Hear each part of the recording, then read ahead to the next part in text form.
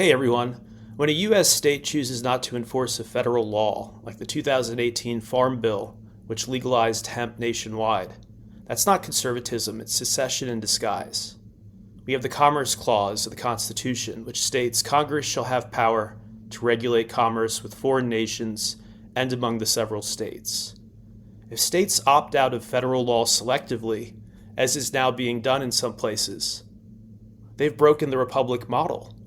This was the law for nearly 8 years, that if you derived psychoactives from hemp, or things like CBD, which aren't psychoactive at all but are anti-inflammatory, that was completely legal in all 50 states. And that was and is the law.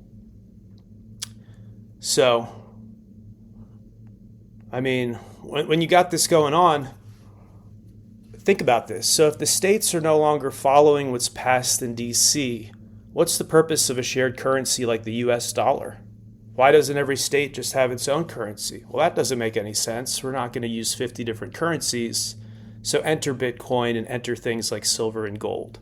It's over for the dollar because for whatever reason, a handful of people masquerading as more holy than the rest of us can no longer follow the laws that our country passes. When did this switch happen? When did so many people around me, when was there a switch from worshiping Jesus to worshiping punishment and pain? Jesus himself healed on the Sabbath, breaking all religious customs of the day, and he had no issue with plant medicine as far as we know. He was likely familiar with it. He hated hypocrites more than he hated criminals. So yeah, you folks who are taking away hemp from the veterans and the people with cancer when it was around for 8 years and you just bait and switched them and pulled the rug out from underneath them, you're not conservatives. You're just weird, creepy control addicts using Christ's name as a bludgeon. And that's not holy, it's actually sick. These people need to be called out every single day until they either repent or step down. If you're banning federally legal hemp from veterans and punishing people with indigestion, with jail time in for-profit prisons, while still calling yourself a Christian, you're not a disciple, you're a Pharisee.